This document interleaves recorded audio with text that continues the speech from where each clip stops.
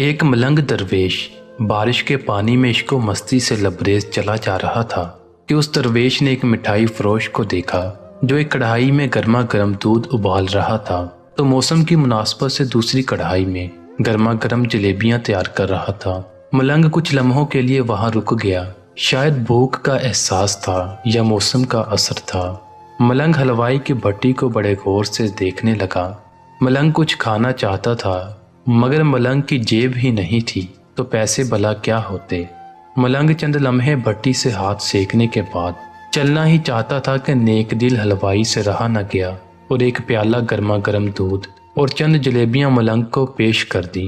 मलंग ने गर्मा गर्म जलेबियां गर्मा गर्म दूध के साथ नोश की और फिर हाथों को ऊपर की जानिब उठाकर हलवाई को दुआ देता हुआ आगे चल दिया।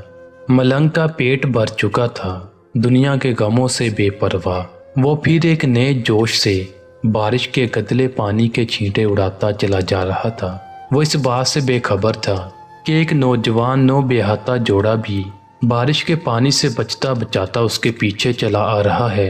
एक बारगी उस मलंग ने बारिश के गदले पानी में इस जोर से लात रसीद की कि पानी उड़ता हुआ सीधा पीछे आने वाली नौजवान औरत के कपड़ों को भगो गया। उस नाज़नैन का कीमती लिबास कीचड़ से लथपथ हो गया।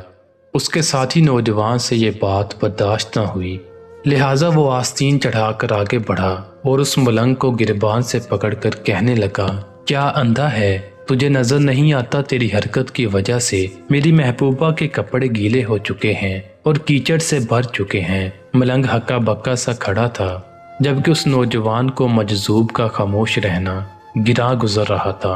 औरत ने आगे बढ़कर नौजवान के हाथों से मलंग को छुड़वाना ही चाहा था, लेकिन नौजवान की आंखों से बिलकती नफरत की चिंगारी देखकर वो भी दोबारा पीछे खिसकने पर मजबूर हो गई।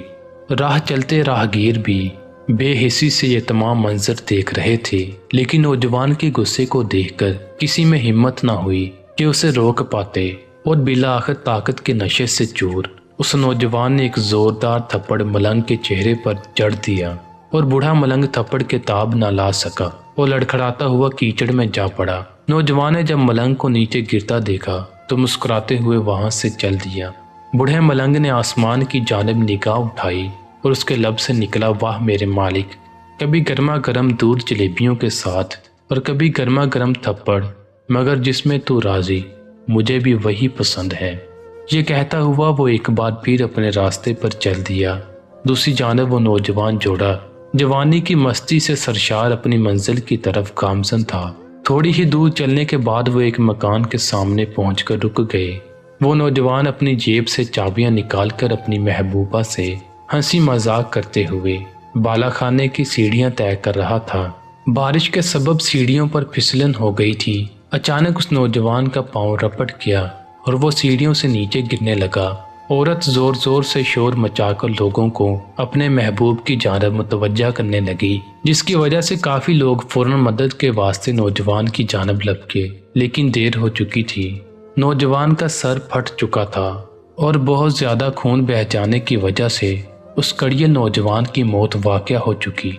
कुछ लोगों ने दूर से आते मलंग को देखा तो आपस में बातें होने लगी कि जरूर इस मलंग ने थप्पड़ खाकर नौजवान के लिए बद्दुआ की है, वरना ऐसे कड़िए नौजवान का सिर्फ सीढ़ियों से गिरकर मर जाना बड़ी अजीब बात लगती है।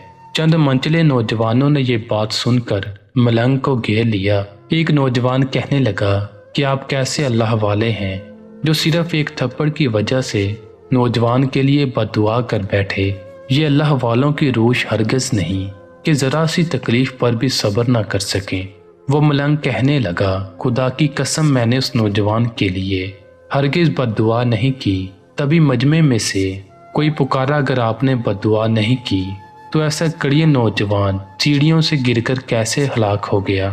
तब उस मलंग ने हाजरीन से एक अनोखा सवाल किया कि कोई इस वक्त तमाम वाक़या का ऐनी गवाह मौजूद है। एक नौजवान ने आगे बढ़कर कहा, हाँ मैं इस तमाम वाक़या का ऐनी गवाह हूँ। मलंग ने अगला सवाल किया, मेरे कदमों से जो कीचड़ उछली थी क्या उसने इस नौजवान के कपड़ों को दागदार किया था? वही नौजवान बोला, नहीं, लेकिन औरत के कपड़े जरूर खराब हुए थे।